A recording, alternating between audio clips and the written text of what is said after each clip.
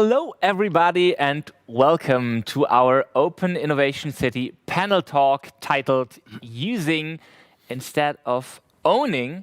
I'm very happy to greet you here live at the Founders Foundation in Bielefeld. My name is Dirk Ludewig. I'm happy to host the next 60 to 90 minutes, and we're going to talk about some buzzwords you might or might not have heard about: shareconomy, equipment as a service.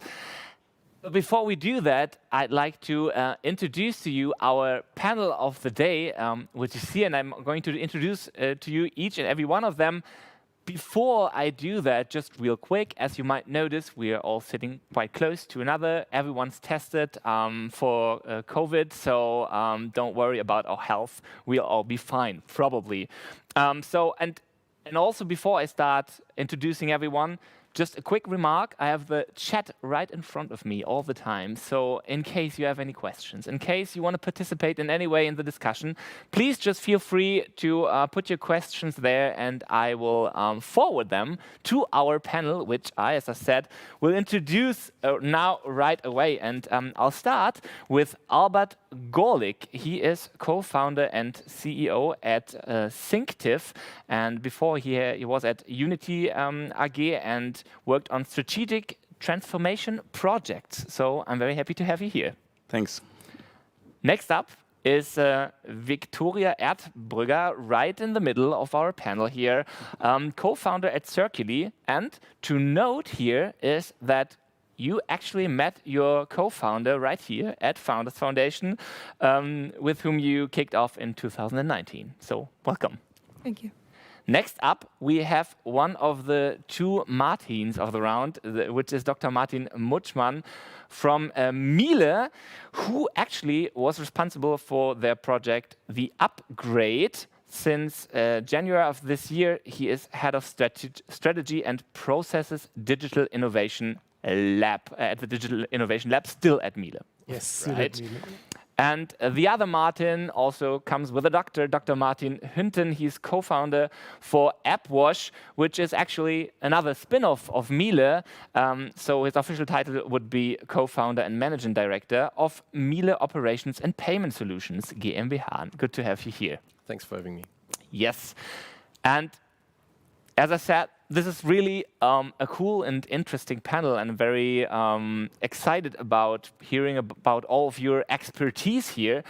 And we decided to, first of all, start a little bit with some terminology work, and we'll also use that to introduce to our audience the different projects and companies you're working at. I think we can connect that very well, because I don't know, maybe if the chat's already awake, maybe you can, on a scale between 1 and 10, you can estimate how much of an expert you are in the topics we are going to talk about. So 1 will be like having almost no knowledge, and 10 will be somewhere around, okay, absolute expert, and I also wrote my PhD thesis about this, whatever. So yeah, just maybe to give us a quick idea of what we're dealing with today.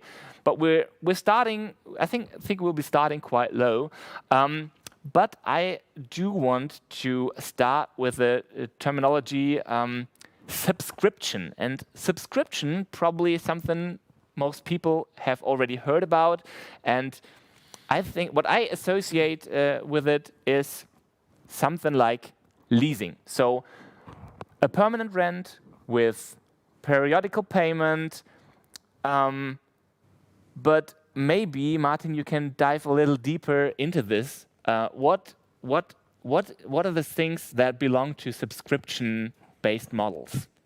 Yeah, so basically you described it quite right already, I think. So leasing is one example of subscription that most of the people are familiar with, but also like the classic rent. If you rent an apartment, that's basically rent, you know that already. And in current times, probably most of the people have a Spotify subscription or a car rental subscription. So there are many different examples. And in our case, in the upgrade, we offer a fixed monthly fee, a rental fee for household appliances. So that is the new thing. So you can now rent your oven or your coffee machine, etc., on a monthly basis, and you don't have to pay it upfront. That is the difference compared to buying it outright. You have the advantage that you can use it however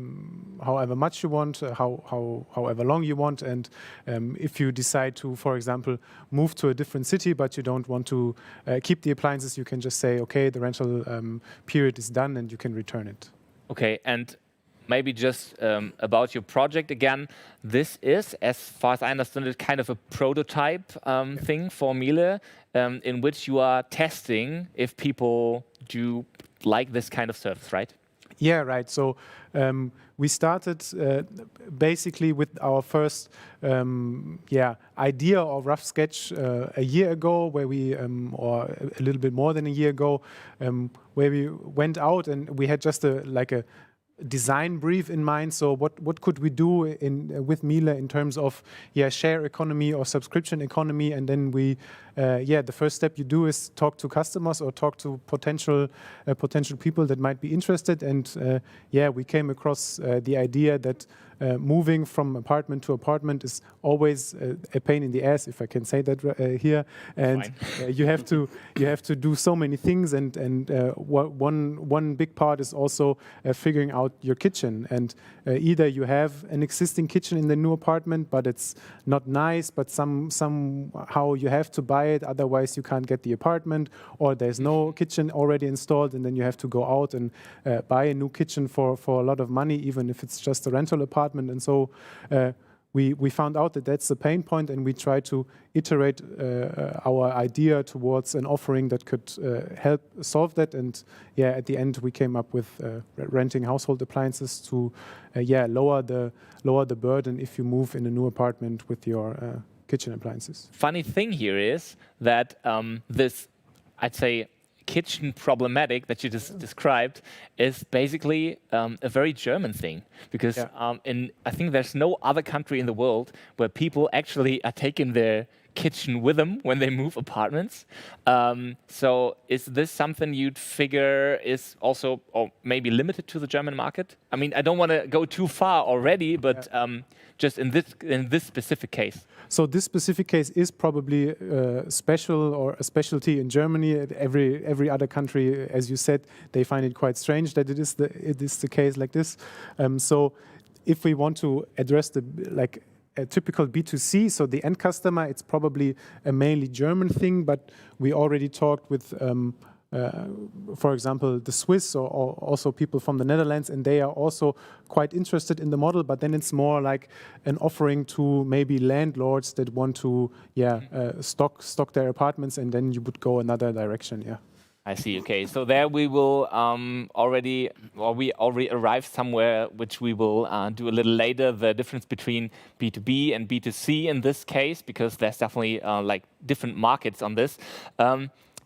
Just real quick, as I read in the chat, we have 8, we have 5, we have 10. So we're actually dealing with a quite proficient audience. Yeah. So maybe we can deep dive already, but let's go on with the next buzzword, which is shareconomy, which probably is could also be the topic of this panel here, because it all kind of belongs there. So shareconomy is something that is very visible right now through, let's say, car sharing or e-scooters out there. What is it that you do with appWash, Martin? Well, as the name says, it's something to do with washing, apparently also with drying.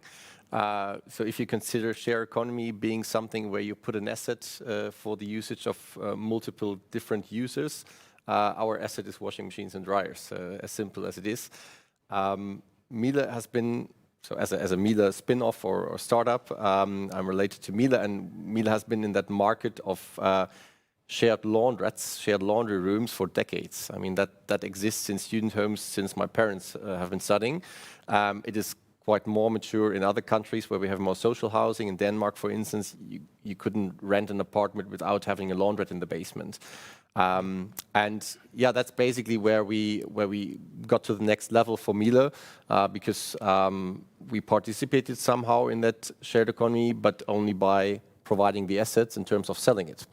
And the more you dig into that market and the more people think about a circular economy or subscriptions, they ask themselves, well, why I'm still buying that stuff? It costs, to be honest, it costs some money.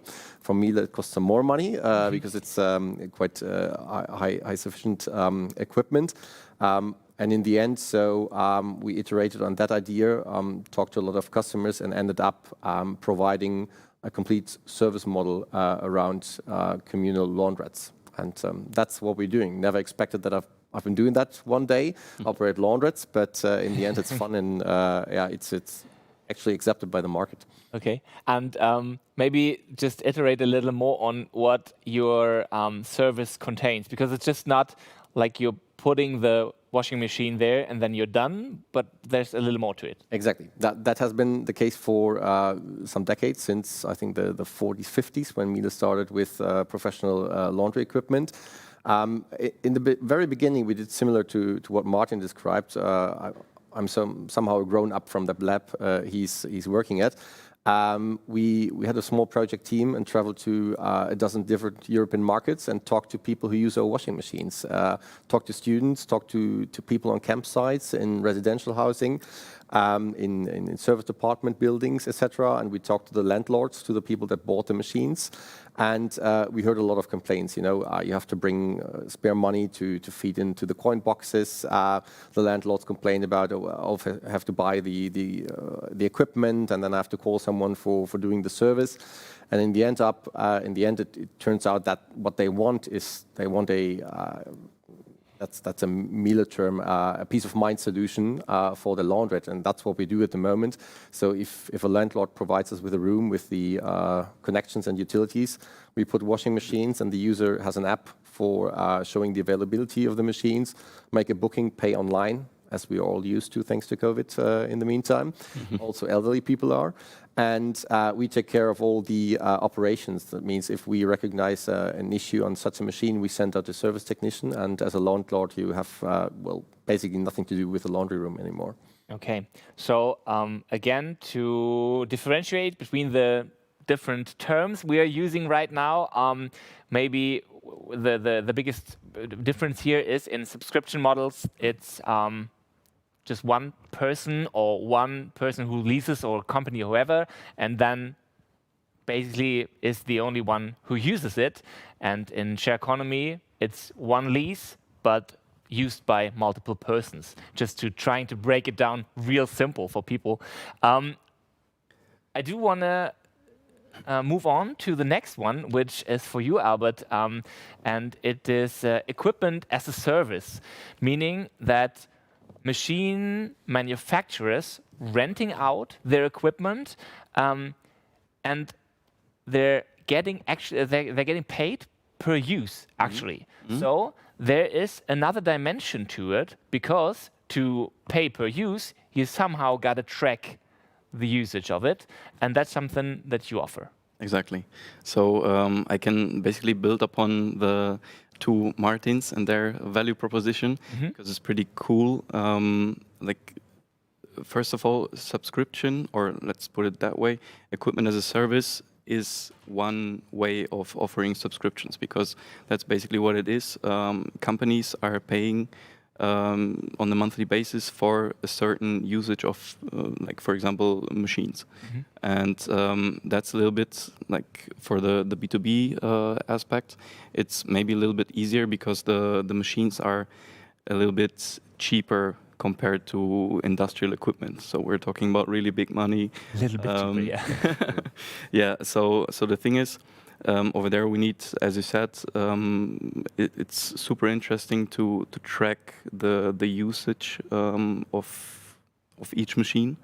because like we have different ways of offerings where we have, for example, a base fee, and companies offer their machines with a base fee, and on top every piece that is used upon this amount that was agreed, we have to track that, and this is built basically to the end customer. Okay, so once again, to break it down, companies you work with, they offer equipment as a service for other companies, once again, and what you actually do is software as a service. So you're the software provider, but you also, I think you also do work with sensors and everything that needs to be, so you're doing the full service for that.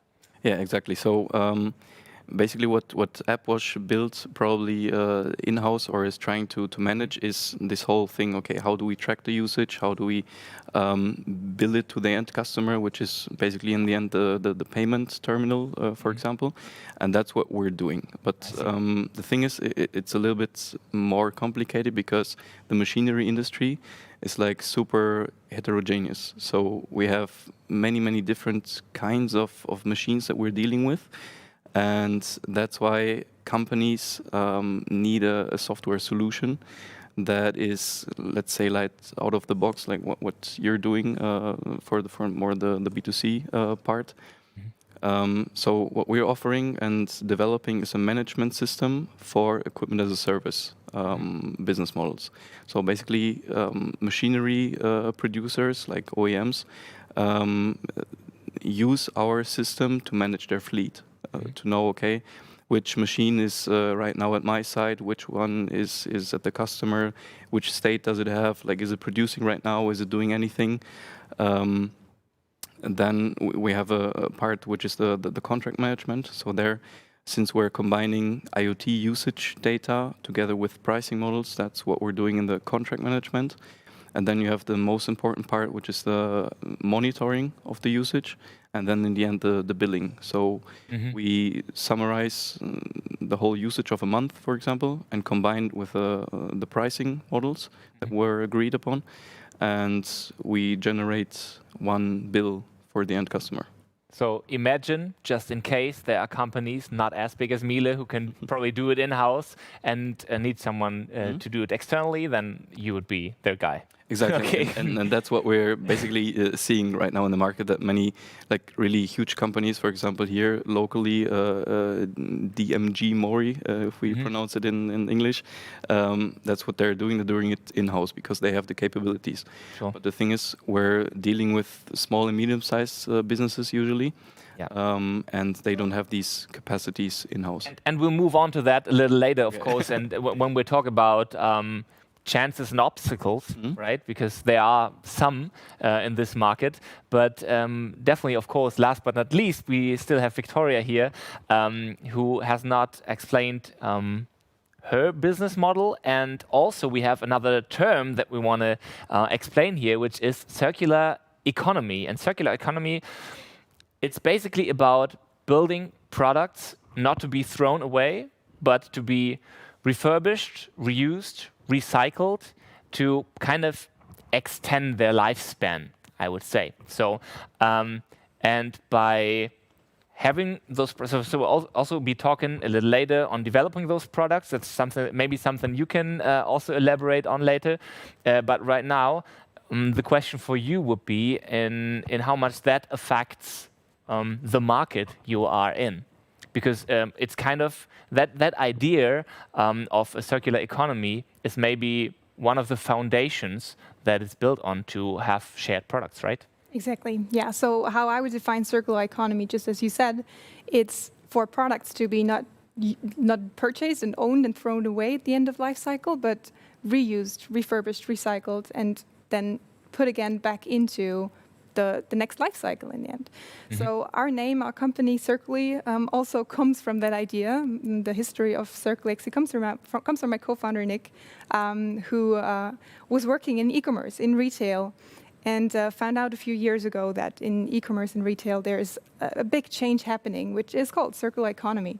In English, you would say the trend of access over ownership. Yeah, you don't want to own the products anymore, but you just want to have access to them, kind of what you explained already. So he himself purchased himself a few baby strollers and started renting them out using e-commerce tools, as you know, like an e-commerce shop, a payment service provider, but very quickly stumbled upon quite some difficulties because e-commerce shop systems and the systems we have in use right now, they're just not made for circular economy business models or for subscriptions or for product as a service. So anything what was just discussed. So he developed something on his own, and first companies reached out to him saying, hey, we also want to rent out our products, but we can't, so can we purchase what you developed?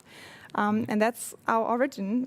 As you said in the introduction, it circuly originated here in the Founders Foundation where we're sitting today.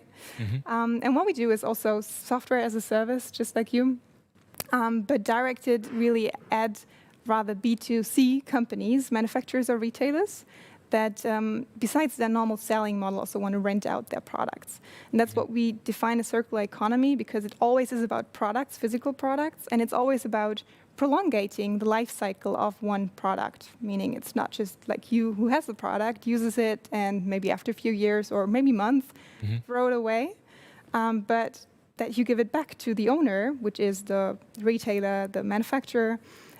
He then takes care of recycling or refurbishing, and Alba can have it next. So really prolongating the life cycle, that's the key. That's really good. And now, as we all know what you guys do, maybe we can jump a little deeper into the discussion. And I want to stay there for a moment. What you said last, you already pointed out this advantage that the provider of the product or whoever rents it out in the end, he is responsible for taking care of it. So that will be one of the advantages. Maybe we can elaborate on what are more advantages between renting and buying, because maybe just intuitively people would probably say, okay, if it's also quite a German attitude, I would say, if I buy it, then it's mine, and if it's mine, it's good. Right? No one can take it away from me. That's some kind. I think that's a mentality here in Germany that you probably stumble across on. Or what's your experience on this? Yes, sure, we do. I mean, looking at the end consumer right now. So we are a B2B software company, but the users of our customers are end consumers, like every one of you who's listening right now. So we also had our question marks when we started the company, and that's why we did a little survey, and the little means representative, so we asked actually 1,000 people all across Germany, how do you like this rental model of physical products? Would you like to rent? What's your, why you think it's great? What do you think is not so good about it? And the findings of it were actually quite cool. So of the people asked, I said 1,000 people in all over Germany, 50% of people between 35 and 45 already rented a product. Most of them are electronic goods. I mean, companies like Grover out there, they grew rapidly right now. And that's really boosting the market, right? It advertises that there's new consumption models out there that you can use, which are circular, and really foster this sustainable consumption towards end consumers. Another point was that people who rented, 91% of them would rent again. So once you did it, once you enter that sustainable consumption, a different consumption model, you really like it, and you would do it again. I see. Reasons to rent were, for example, that it makes it super easy to obtain a product, and I think you can probably tell more about that, but also that it's less expensive, right? Well, that's the side of the consumer, right? Some say it's less, some say it's more expensive. It always depends, I guess. And also it's a sustainable way of consuming products. So that's super interesting to know, I think. Yeah. And yeah. But actually what you wanted to do intuitively, I'd also like to include Martin in the discussion, because also you tested, you studied customers and their experiences with it. Yeah, maybe you can give us some insight on your findings. Yeah, so we didn't do a representative sample, but we also did in different stages, like qualitative interviews where we asked them for a long time, to tell us about your experience with renting, with moving, what pain points do you have, what do you wish in new products that you want to have, and especially in terms of renting, one advantage that you mentioned is that, yeah, you don't have to pay upfront, for example, so you don't have to spend a couple of €1,000 for new appliances, for example, or for a car or for whatever, but you can pay monthly in installments and don't need to decide, do I really want to keep this device for 5 years, for 10 years, or maybe even shorter? Is it worth it to buy it if I want to keep it for shorter? So you have increased flexibility if you start to rent, which is a good thing. And the other main plus, I would say, is that if you're the renter, and most of the people know that from their apartment, you don't have to worry about damages or repairs or stuff like that, because if something is broken, if something is not working properly, it's my responsibility as the owner. So in our case, it's Miele's responsibility to fix the appliances, fix it quickly, ensure that you have a happy customer, and that's a big plus, I think, from a consumer perspective, that you don't need to worry about repairs and stuff like that. Yeah. So definitely two important parts. So flexibility on the one hand, and also this full service thought that you don't have to worry about anything. Actually, the flexibility part, maybe one could argue that right now rate pay, often at 0% interest, is also kind of flexible, at least the aspect of not having to pay up front, right? Yeah. So I just figure that this whole service part of it becomes even more important for you as an argument when you see those two sides against each other, right?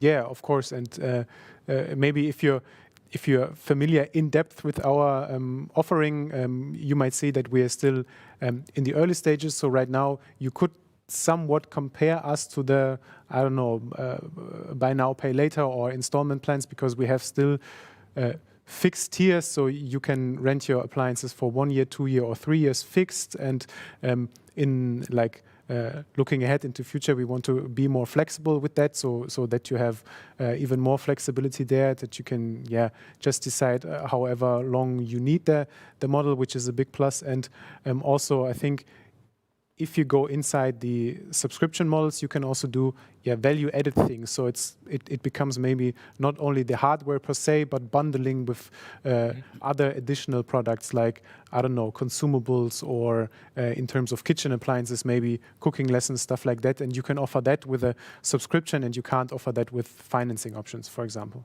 I see. Do you want to comment on this? Yeah. So would there be, like, I was while preparing for this talk and having some thoughts, would it be a potential case for you to, because you've been talking about consumables and this kind of stuff, to also offer, like, I don't know, we're talking about dishwashers, so like all the cleaning substances and whatever. So would this be a case, because you've been talking about like consumables and add-ons and whatever it is? Yeah. So is this something that you consider as, you know, when we reach the point that the customer accepts your offer and they like it and you become completely flexible? Yeah. So is this a potential? So that's definitely something that we consider. Of course, our approach is to ask the customers about their needs, and if that's something that they're also interested in, we're more than happy to offer it. And right now we started with, as you said, with the pilot project, a prototype, and the first thing that we wanted to check is subscription of household appliances actually something that customers are interested in? And so far it seems yes, which is a great sign. And so we try to plan for the future and look at these options, yes. Okay, cool. Okay. Yeah, but very, very interesting thought here, because of course, when we're talking about how the market is developing, that's something you need to consider definitely. What comes next? What are the next steps here?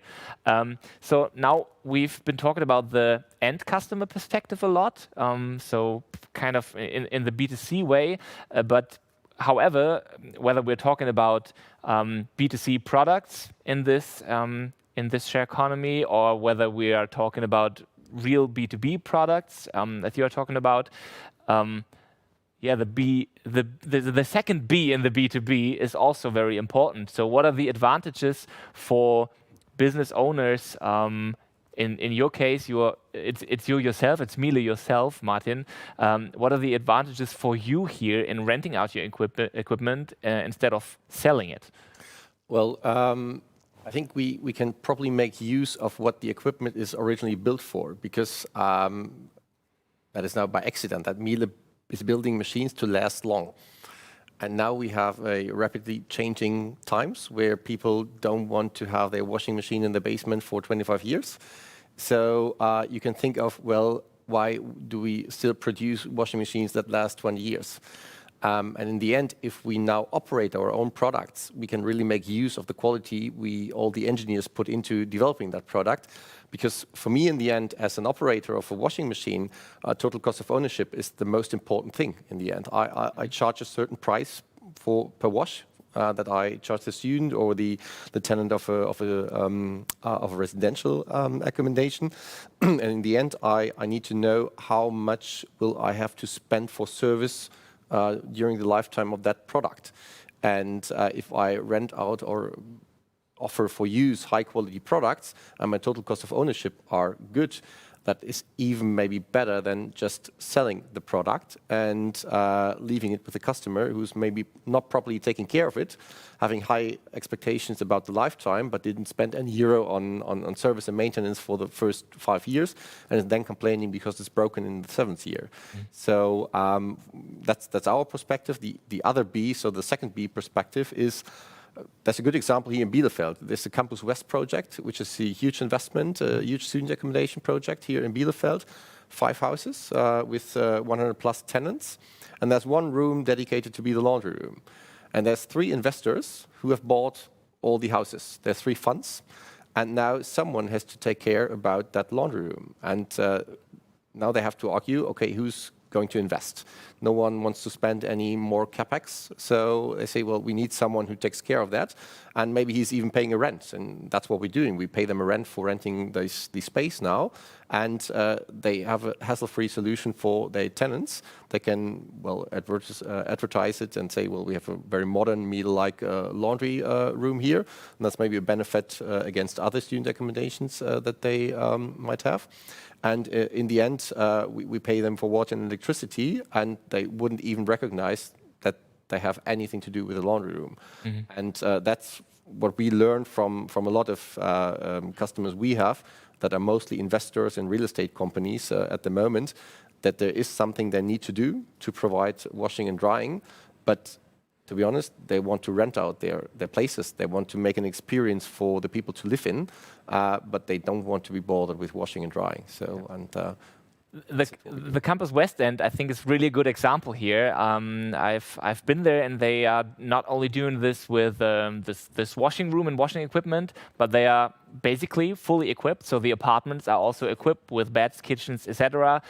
They have some interesting extras like parking boxes for bicycles in the basement, and also for every inhabitant there. So it's really, yeah, I would say it's they have quite a lot on their plate to manage there, but it is kind of a premium living experience, I would say. It's very ambitious, and so because we're talking a lot about customer experiences here, but once again, for you to place your products there for students who at that point might not be able to afford their own kitchen, their own washing machines, etc., but they experience probably, in the best case, having good experiences with Miele devices. And when they move on and start to earn real money and eventually buy a house and equip it with stuff, it's also a very good advertising space for you. It is a brand building in a very early stage. Maybe in Germany you still hear from your grandma, hey, if you ever buy a washing machine, buy Miele. We are lucky to do this business in almost 20 countries across Europe, and the brand recognition of Miele is not that big in all the other countries. And therefore, we are lucky to attract younger people, not only students, but young professionals who start earning money, start renting. Maybe the next step is to rent out the apartment. We're not really making active use of that at the moment, so that we use their data on their washing behavior and recommend a certain washing machine or promote a coffee machine to be rented by Martin then. That's not what we're doing, but in the end, yes, it is maybe some unconscious recognition of that brand, and why not start? And if you have a good experience, that's maybe good for the company in the end. Yeah, it's really an interesting point. Still, I do want to move more to the B2B perspective, and that's where you come in again, Albert. You're offering services for real, just B2B devices or production capacities. What would you say, or what would you consider are for both Bs here, for the company that rents out and the company that rents, what are their biggest advantages in making use of your tool, and not only your tool, but also of this whole concept in general? Yeah. Okay, so again, I can build perfectly on like what Martin and Vicky said. So what we mentioned is like the total cost of ownership, like on the side of the machine user. Talking about that, and also like enlarging the machine lifetime value, let's say, on the side of the company that is offering the machine. Like these two concepts are basically inefficiencies that we can get out of this system by offering products as a service. So that's a cool thing. Like me, if I'm, I don't know, producing some kind of products, whatever it is, and I'm using a machine, I have to take care. Originally, I would have to take care of, first of all, buying it. So I would need to find somebody who maybe might, I don't know, finance the machine for me. So I have to talk with the bank. Or leasing company, for example.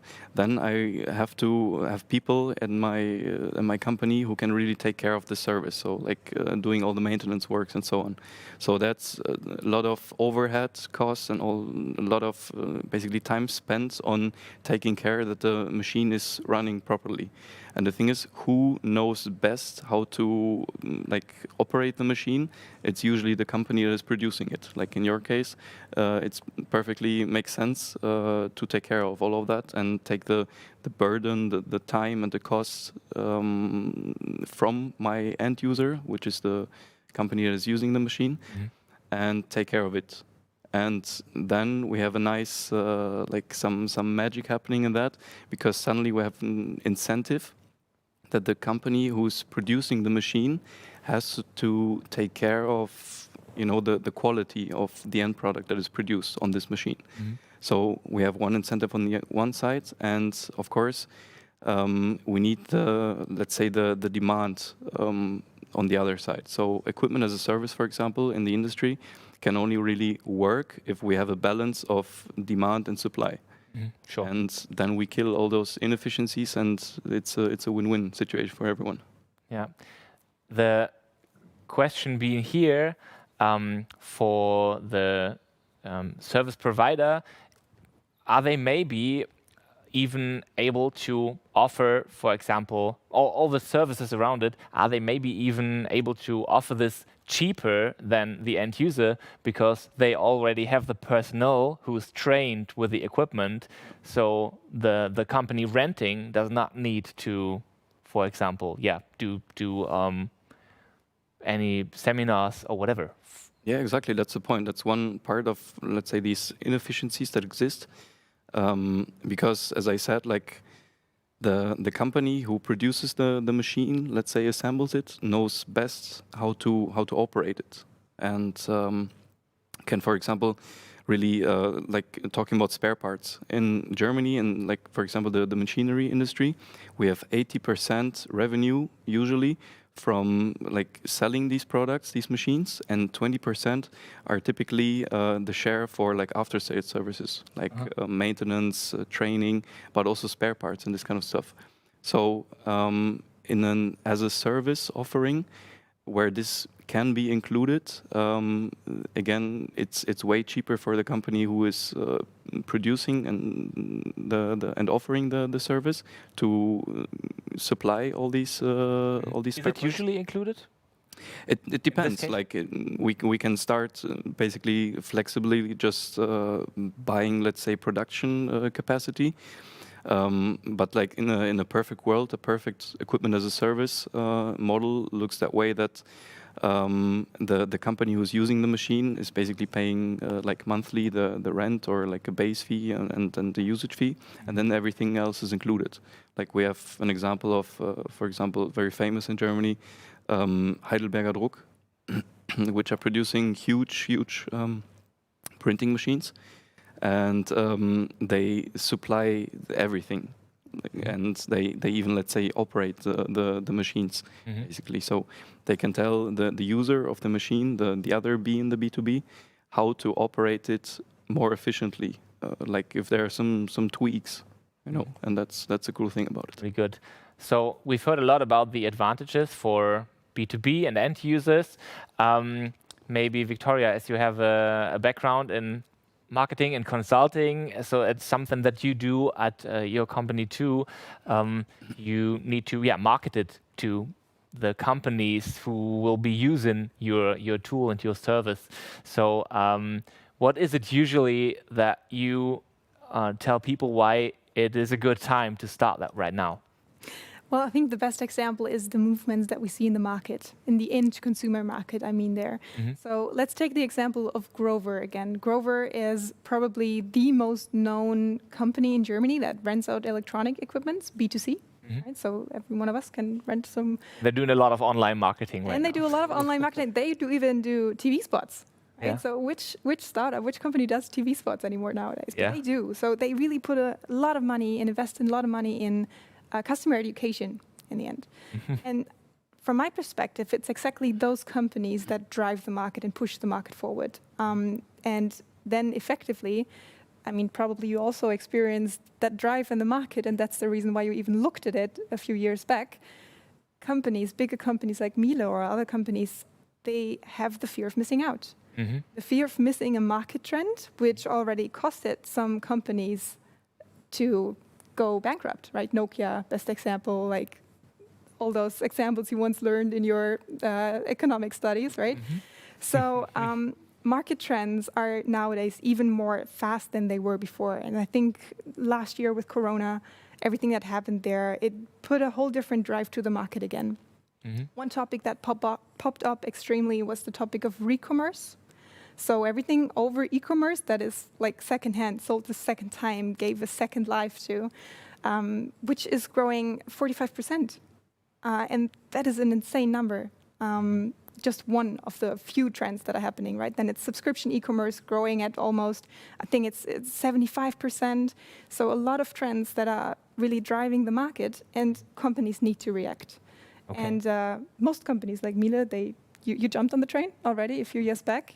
And you see more and more enterprises that are doing it now. And others are at least open to it. Yes, at least that. Okay, yes. so maybe just real quick, as the chat is getting more active here, and I have some questions, and I will forward the first one in a minute. Maybe just really quick, because I find that interesting to see what kind of audience we have here. Who has been targeted already digitally by Grover? Just type yes or no into the chat. Anyone who has seen an online ad, you've been targeted then. Yeah, be aware. You're not the user of the social media, you're the product. Sorry, guys. We have a question here, and maybe you can elaborate on that once again. Can you switch, so Boris Langerbein is asking, can you switch from day to day, from selling a product to offering equipment as a service? And what does it mean to my business and organization? Well, I would maybe share that with you guys. You can effectively the ones who switched. You can answer it cooperatively, sure. Yeah, yeah.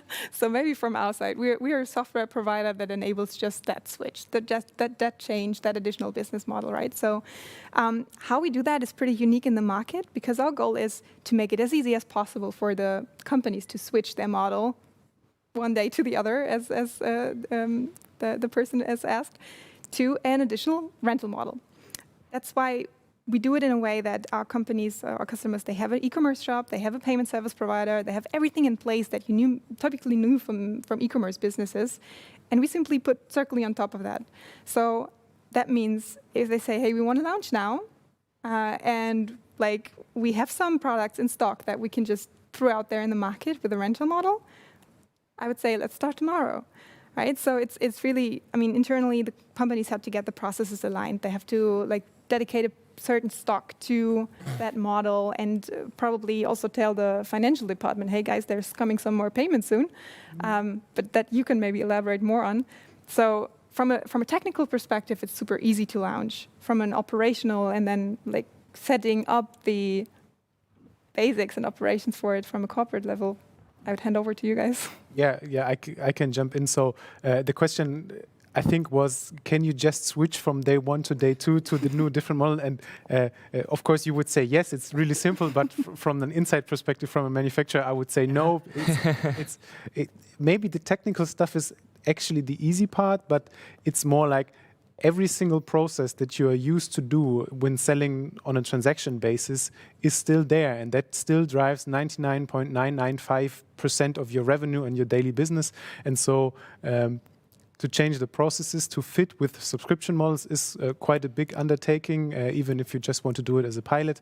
And also the biggest part, I would say, is educating or convincing or telling stakeholders internally that, yeah, maybe trying that rental thing, trying the subscription thing is actually a good idea now and long term. And that is maybe, or from my perspective, the biggest thing that you have to do to try that, yes. Okay. Completely agree. Completely. That's basically the reason why the Miele operations and payment solution exists. Because switching from one day to the other would say, okay, we switch processes from one day or the other. And thank God, a lot of people agreed that this is not possible.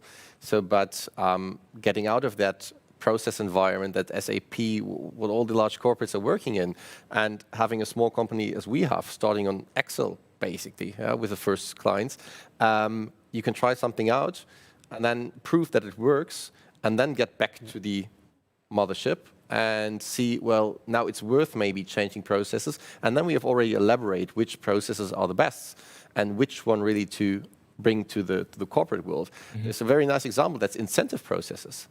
There is a sales force for Miele outside. They are selling machines, and they are incentive. They get an incentive for how many units and what revenues they do. The cash flow now is completely different, because they get €1.50 per use for a washing machine, and not 2,500 euros up front on their revenue. So they earn money over the next decade, but not over the next month. So, and why should any one of those salespeople go now and sell this new product when their incentive scheme is still up for selling? Yeah. So, and that's I think the larger the company is, the harder it is really to switch from day 1 to day 2. So maybe we are trying out a solution where we have this small speedboat of a Miele OPS, trying new things, and we'll see if that works. I think one important word that you just dropped casually in the middle of it was additionally, right? Mm-hmm. So it's not about switching and like dropping your main business from day to day, because in terms of cash flow, what you already said, that's almost not possible. If you're used to like having a certain amount of cash coming in through sales, then you can't just start renting and having, I don't know, planned a few years up front in earning a lot less money. So yeah, that's not an argument for switching, but actually for overthinking it. Can I do something additionally? And that's really good. I had a nice argument here once again. Let me see here. For Peter Vianden wrote, for vendors, one benefit of subscription models is a quite constant and sustainable flow of revenues, which is pretty foreseeable. So he adds to what you said. So you said for salespeople that might be, in the first hand, might be a disadvantage. I don't know, because they're not making that money right away, and if they're not planning to stay in the company much longer, they are probably not into doing this long-term revenue sales. But probably for the company, it even works out, and this, in the end, there's more money in it. And there's a second risk, maybe to stress that, and Corona is a nice example, and I bet that's not only for us, but we equip student accommodations. They were closed down. So we have our equipment there, dedicated to be used, but there's no user. So there is no cash flow in. You have your equipment, you have your depreciation of that equipment. I mean, it's not turned down because it's not used, but in the end you calculated, well, I put equipment there for a couple of years and I will have a revenue stream, and now 18 months of that revenue stream is gone. So you're lucky because 18 months of that lifetime of the product is still there, but that would mean that we're thinking circularly, because that contract might end after 8 years, and you would have thought that this machine then is gone and can be just thrown away. But now you have to maybe bring it to another place, and then it's again used. So that is risk and I think opportunity at the same time. Okay. Also, the perfect example. The same we can draw a parallel to the manufacturing industry, because all the companies that we're talking to, or the huge majority, is telling us that during the let's say last year, March, April, May, June maybe, where there was really some insecurity about, okay, how is it going to develop economically, the situation. In this moment, we saw in many companies that there was the sales dropped, because not many companies are wanting in this kind of risky times to take more risk and to buy equipment and whatever. So that's a perfect solution because we have, with equipment as a service, we have a connection of revenues with costs. So when I'm producing and I'm gaining money and I have a really constant revenue stream, I have costs that are linked with this revenue. So if I don't have that much demand from my side for my products, I don't have that many huge costs for the equipment, for example. So that's an awesome case where this recurrent revenue, this idea is really perfect, for really risky situations. So when companies are really cautious in doing larger acquisitions and larger investments, then they still might be interested in saying, okay, this model causes basically no risk to me. So that's what you're saying. Okay, really cool. So once again, thank you very much for all the questions in chat, and I think we can move on to one or two of them later on.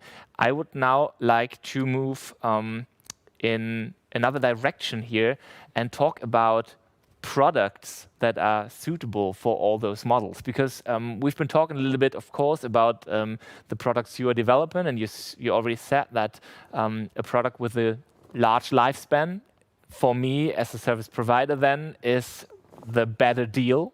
If I can produce the better equipment, then I can use it much longer, and et cetera, et cetera. We don't need to elaborate on that too much, but that's also, I think, a thing for other markets, as in electronic devices, for example, because this model does not make sense if my phones break down. So in terms of product design, but maybe I'll still throw that in your direction, what does that mean, or how is, for example, at Miele, how is the approach in designing products differently for that for this market? Yeah, so as Martin already said, we have one big advantage that Miele from the start always put a great emphasis on quality products and long-lasting products. So the basics are already there with our products because they last a long time. They are built for quality. They are tested quite extensively before they leave our facilities. So that is a big plus already. But if you really try to move towards subscription or long-term use of the products, you can think about, or you start to think more about ease of repair, so repairability of devices. It needs to happen quickly. You can't afford to spend a lot of time on repairs. It has to be in and out, change some parts. Maybe the parts are even modular, or you do modular devices, stuff like that. So you can think in that direction, I would say. But obviously, that is something that is on our mind in terms of production development in Miele anyway. But if we are able to be quite successful with the subscription model, I think the incentive get more and more aligned to actually push it towards that direction in terms of ease of repairability, etc., etc. we had an interesting talk, or even it was a whole day on frugal innovations here at Open Innovation City, and I think that is also in that very same direction, that you're building stuff that is made just for one purpose, and which is doing that purpose or fulfilling it really good, but it doesn't offer too much else. So you can reduce cost, you can reduce complexity, and then it's probably in the end the better product. So Victoria, when you think about companies you've already worked with or who you are working with now, can you already say which kind of products are most likely to be successful here? Mm-hmm. So we always looked at 3 different categories of products. Also, when we, like in sales, right, reached out to companies, of course, we didn't reach out to companies that sell coffee beans, right? Mm-hmm. Because like you can eat them. Why should you rent them? So one company or one industry we look at is products that are quite high in value, right? I would probably put Miele into that category as well, because that category is made to you offer the products at a lower price in the subscription model. So for customers, it's easier to obtain them. That's a very interesting argument there. Mm-hmm. Then it's product that you only need for a certain amount of time. Best category there is probably baby products. That's also where my co-founder Nick came from, right? So if you look at the big manufacturers of baby strollers, they're also quite high-priced products. I don't know if you guys have kids, but yeah. So, and fun fact is that what they say is those products are being sold on the second-hand market for almost the same price if they're refurbished well. Mm-hmm. But the manufacturer doesn't see a penny of that. So for them, it's a way to monetize the second-hand market, in the same time control the brand and the quality of the product. Mm-hmm. So they are entering this market. They often don't do the refurbishing or repairs themselves, but cooperate with dedicated refurbishing providers. But they are entering this market to really learn how is their product behaving over time. How is it, like, which of the parts break easily, which survive the longest, really learn from it.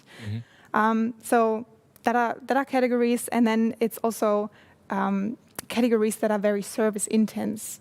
So my favorite examples, and it's not customer of ours, but those lawn mowing robots, I think that's the proper word for it, or even the vacuum cleaning robots that you have in your kitchen, right? Those products are quite service intense. So I think that's kind of the same examples you gave with the B2B equipment or machinery.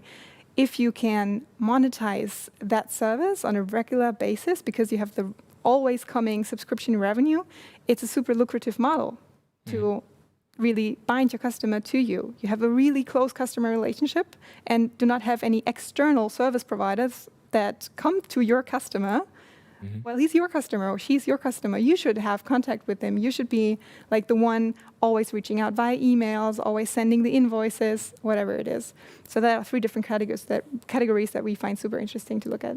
Okay, but that would be probably, while I already initially said that this might be one of the hugest advantages for also the customers, that I have like this full service thing, I don't need to have anything in mind. But as a company, of course, if you have not been offering that before, that's something you need to build. While you can definitely help with the software side, and that's as far as you promise, quite easy to start, and you could basically do it the day after tomorrow, right?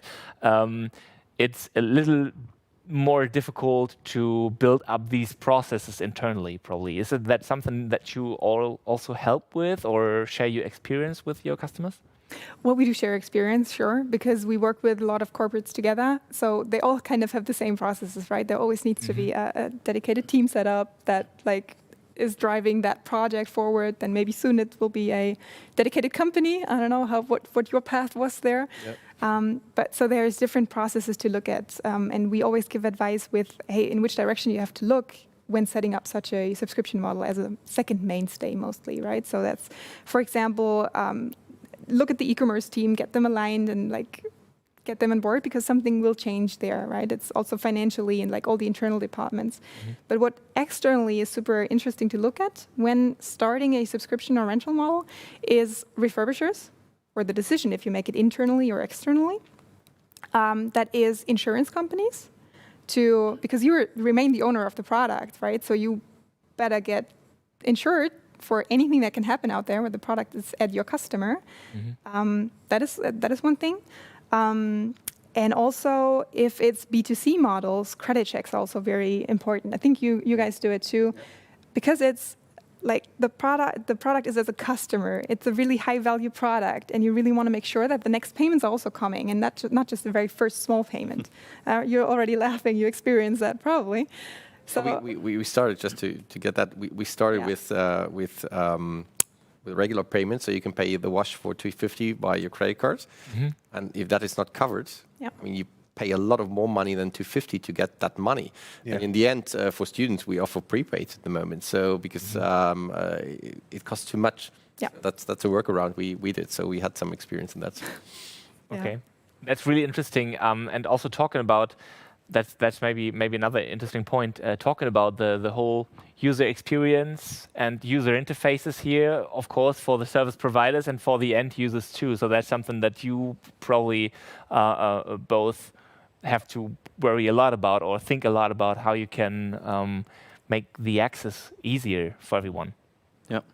Yeah, that's a really good point. Like what we're focusing on is basically, as I mentioned already, the machinery producer. So we have to make it as easily as possible for them to manage this whole business. So to have an overview of the fleet, to know, okay, which if we're talking about like really machines that are mobile.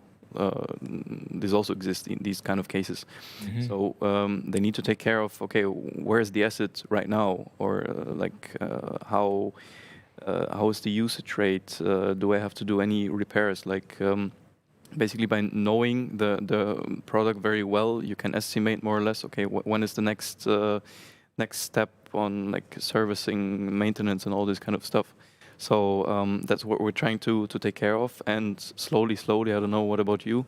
But we're going to take care of the customer of the customer.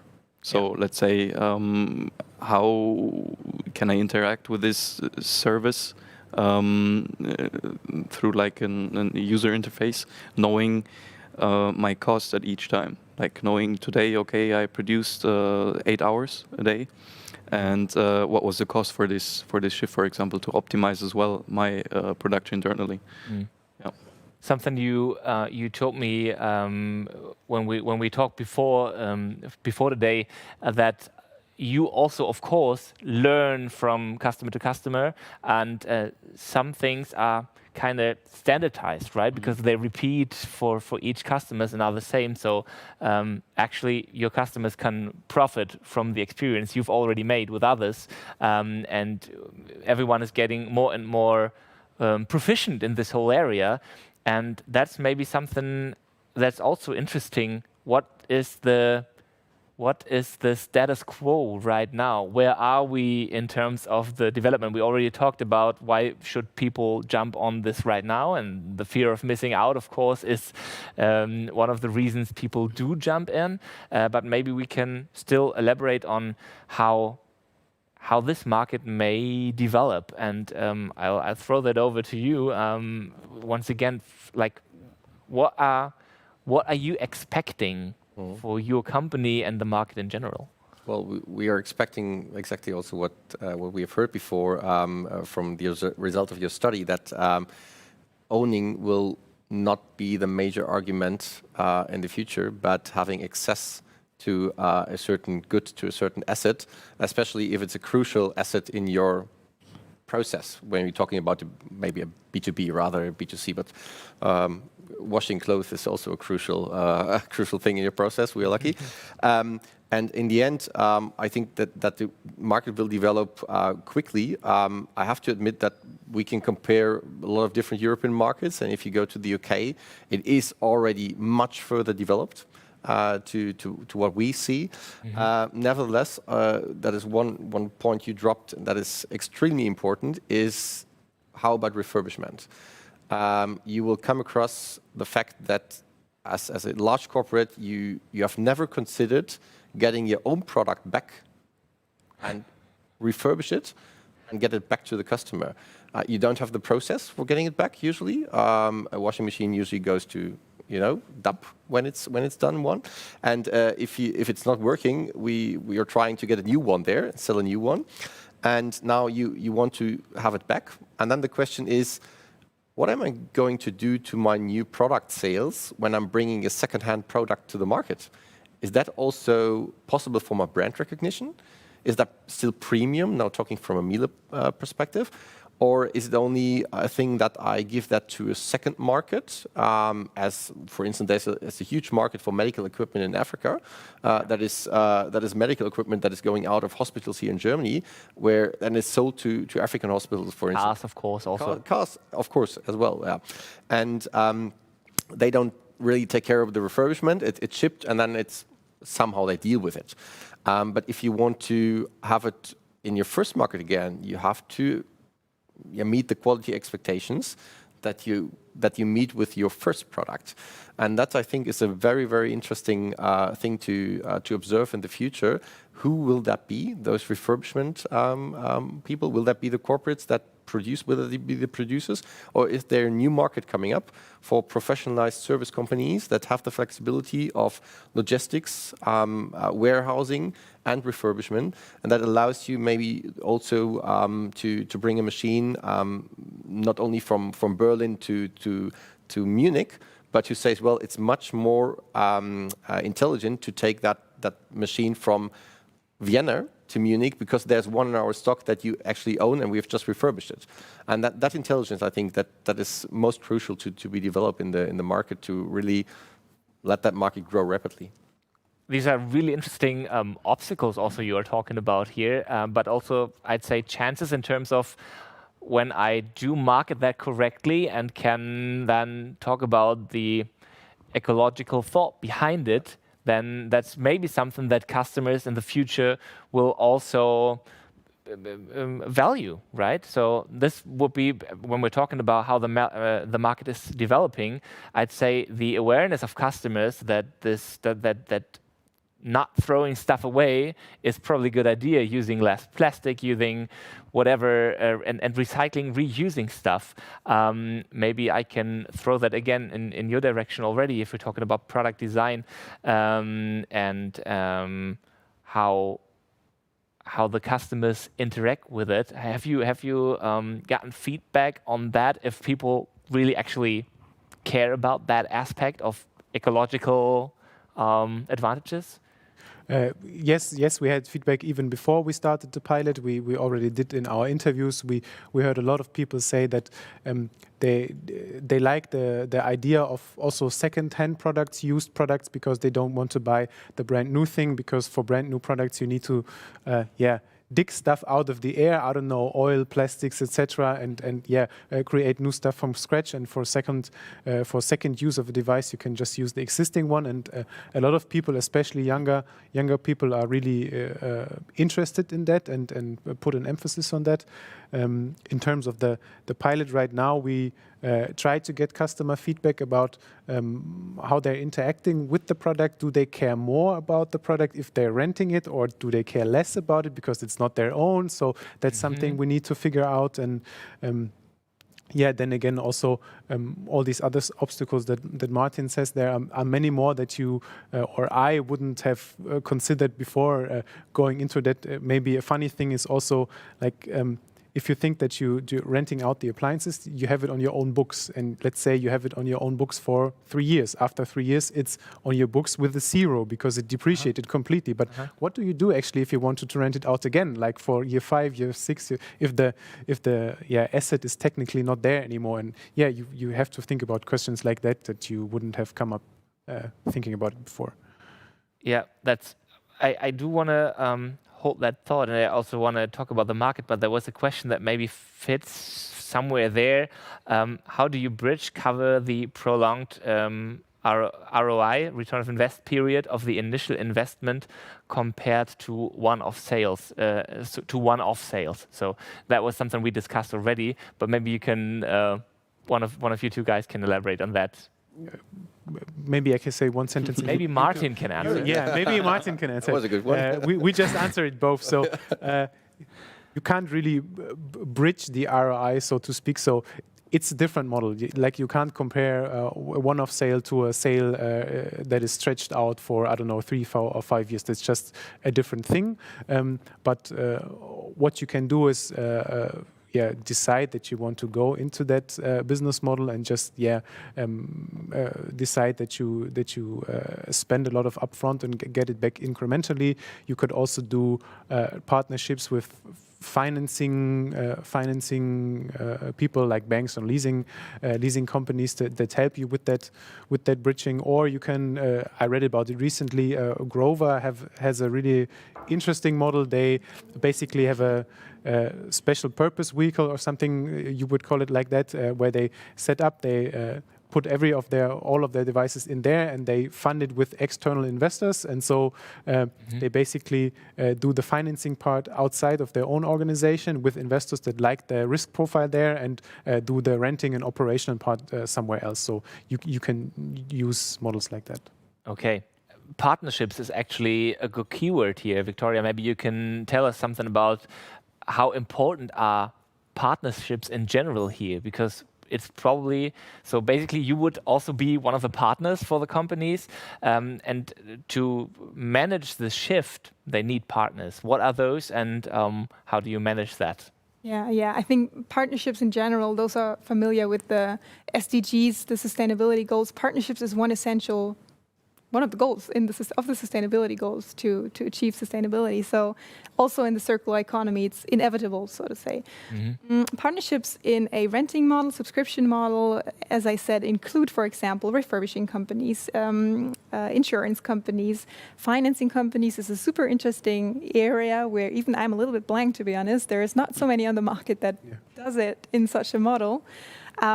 But yeah, all kind of different partners again then to build up that model, be it software providers like us, or software providers who are already on the market for years, like a shop system provider or any kind of customer service provider, right? There's so much like puzzle pieces that you can put together to build up a model, like a subscription model, and then grow it. I'd say it's inevitable and endless, the list, kind of, so yeah. Okay, Orbit, what are your experiences with the whole partner thing? Is it different in B2B?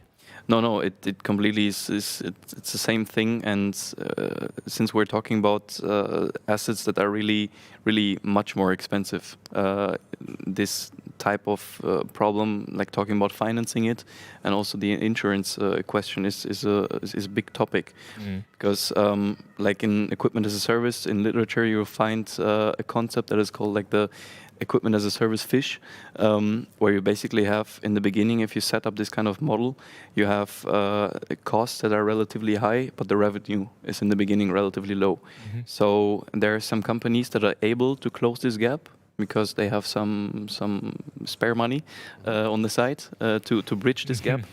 But some companies also need support for, let's say, the first couple of years in establishing this kind of equipment as a service system.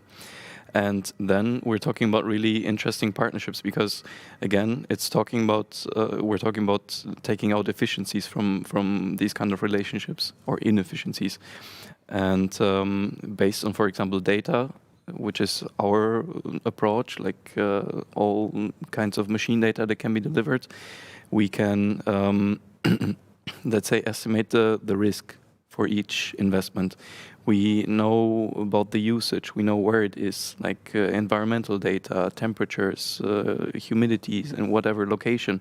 So for each kind of stakeholder in this whole partnership program, like be it the OEM, be it the bank, the leasing company, or the insurance company, we have some nice information that can be leveraged, to make this work. So yeah. I see. And insurance actually is one of the parts, maybe one thing again for Martin, a question: where does liability end, and where does it start? What actually, if we're talking full service, this can be with or without without brackets. Where does it end? Where does it start? Yeah, that's actually a good question. That you start thinking of that when you first write a contract or draft a contract. Then you must consider that contract kind of an SLA, so service level agreement. So the customer will definitely ask, okay, if we have an issue, when will you be there?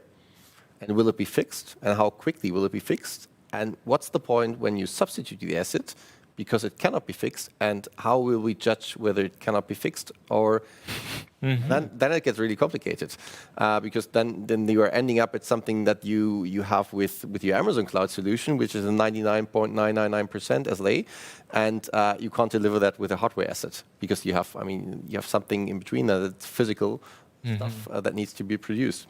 And on the other hand, simple thing with a washing machine or dryer is, what if I ruin my clothes? So we are not guaranteeing that you are using that device as it should be used. We give you all the instructions you need, but in the end, if you ruin your cashmere pullover, we have to exclude that, of course, because then I will pay off a lot of cashmere pullovers each and every week, I bet, of people. So we didn't really think about that at the beginning, but the B2B customer drove us to that by asking, okay, what's your service level you can offer? And on the other hand, how about the students that complain because their laundry is ruined? And we have covered the one side with insurance, but that's basically when a dryer is burning or something else. But the other thing is all terms and conditions and compliance that the customer needs to accept in the end. And that's I have to say. From on the B2C side, I mean, you tick the box for the terms and conditions without having read it. The B2B customer is nasty. They have a legal department and they will read it, and they will get back to you if they don't agree your service level. And then what? And then it's negotiating. So on the B2B level, our experience it's you can't really work with you can work with standard terms, but there's always room for negotiation in that terms. And a large corporate has the power to negotiate with you if they offer you a large deal and they say, well, but we want a service level where you react in 14 hours and not in 24, then you need to work out how you react in 14 hours. But it's fair enough, you know. It is. Right? It is. It is a request and demand. And in the end, it's good that you talk about it. And it is also a thing where you can differentiate in the end. If you have the infrastructure to deliver a service within 24 hours, that's a competitive advantage against someone who hasn't. So, and in the end, the customers may be willing to price that as well. So they accept a higher fee or a higher rate. And you're lucky. We are lucky to have that, to rely on all these technicians driving around in these red cars from Miele. But if you build that from scratch, that's, I think, very interesting. Yeah, and definitely you gotta live up to it, right? So you can definitely make promises in that contract, and if you're not living up to it, then this will eventually fire back. Of course, that's maybe one of the obstacles here, but very good explanation here, and I hope the question on that is already is also answered. Just one more thing I have in mind when we're talking about the development of the market. I want to jump to the future perspective for like a last round here, because we are moving towards the end. So just in case there are any more questions, please feel free to post them right now, because I can then forward them to our protagonists here, to our panel.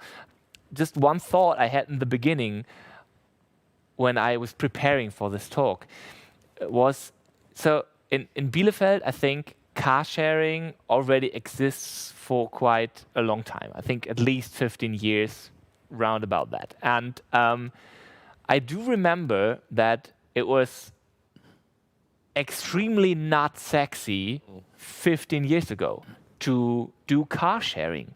So in different kinds of ways. It was not sexy to not own your own car. It was not sexy in terms of it was very difficult to actually do the process. You needed to get some kind of key cards, and returning the cars, sometimes it did not work. They didn't close as they were supposed to, or the car wasn't even there when it was supposed to, etc., etc. So all in all, it was not really sexy, and it was maybe for a really small target group only. So what changed then? So my thought was, of course, digitalization helped. The smartphone probably may be the key, and not only figuratively, but also literally to all the things. But maybe, once again, I'll just post that openly to the panel. What do you think were the main factors? Well, maybe to start off is, I think with every trend there's some enthusiasts starting, and there's some very brave companies starting off something. So I remember I did my studies in Aachen, and we had Cambio car sharing. I think they're not existing in the market anymore. It was the same here, though. Yeah, 15 years I think ago. they still exist. I think they still exist. Okay, yeah, well, I would have bet they would have been overtaken by all the others.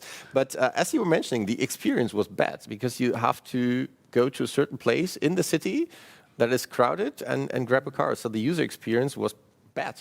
Yeah. And digitization helped a lot. But in the end, I mean, we have to say that those people doing it, they really started this market in the end. And I think you can compare a lot of other markets where you have some small enthusiastic people and some companies that really are thinking ahead of even the trends we are broadly recognizing and starting some business off. And from my personal perspective, the digitization and the change in the user experience is the most important thing in a B2C environment. If your user experience in your process is bad, you all know that from a checkout in the e-commerce, if the button is not on that place where you want it to be, you're not buying. So, and I think this has improved a lot. The technologies have improved a lot, the platforms that can be used. I bet that Cambio built that system on their own when they started. Now you have multiple suppliers doing that. And for me, digitization is one of the key factors that drove it to success. Yeah. And maybe to add to that, I think it's also that we're quite lucky in terms of timing right now, because it's always about trends. And if you go back a couple of years, or maybe even more, like there everybody said, yeah, who is going to buy books on the internet? Nobody. And then Amazon started selling books on the internet. And then the same thing was, nobody would buy shoes on the internet, because you have to try it on, you have to look at it, and everybody buys shoes online right now. And the same goes with even higher value goods. And now you even buy your mattress online, which everybody said would never happen. And I think the same is true with subscription. Like back in the day, everybody bought CDs and DVDs and everything, VHS tapes, and now you have Spotify and Netflix. And because everybody's used to renting or subscribing to a lot of different offerings, I think right now is a great time to offer subscription services for even more things. Yeah. And if we now do look into the future, we can continue with Victoria. Maybe how may the market look in 5 or 10 years from now? Yeah. So one point maybe to add to that first, I think one important point is also education and the awareness of such models. I mean, 15 years back, I didn't even have my driver's license, I must say, but so 10 roughly. I wasn't aware of the fact that Bielefeld had Cambio now, and also there was no Instagram. So if you now look at Instagram, you get so many targeted ads, like from Drive Now or Share Now, which really made it popular to rent a car instead of owning one. Yeah. And I think the point of awareness is really an important one. And I think what you just said, Martin, the timing should be the right one. And I think right now there is a rapidly increasing level of awareness about rental and subscription models, why it is the right time to go to the market now. Awareness, and maybe even also the which is close to it, the mindset, right? So if we're talking about cities, Bielefeld back then would probably not be named as an innovative city, which is changing right now for things as the Founders Foundation, things as the Pioneers Club, and of course Open Innovation City here, which is a project to be looked at from many cities, not only in Germany, but even in Europe, right? Because we have innovative approaches to stuff. And that's different, as you mentioned, Share Now or Drive Now. They are very popular in cities like Berlin, and they have always had a mindset that you'd consider a little more, let's say, futuristic from our perspective or just modern from theirs, right? So the shift in the mindset is happening right now. Would you say for the B2B market that's kind of the same? Or are there different drivers? No, the thing is, I would completely agree. Once again, the thing is, what's very important to notice is that we have to learn from these early adopters, like these crazy enthusiasts, and that's really like your idea and belief in the offering, that there's something for them.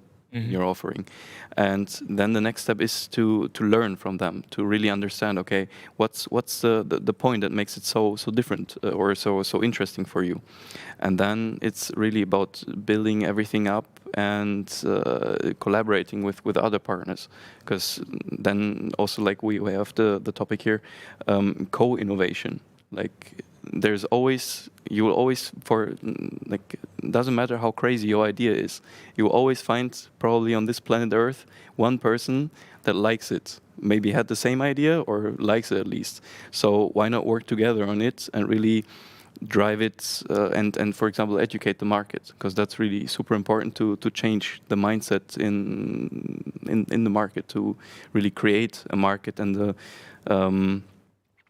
like a demand for what you're trying to offer. So I would totally agree for the B2B, for the industry, it's totally the same, a little bit more complex maybe, or different complexities, but still, I see that there's a nice future. Mm-hmm.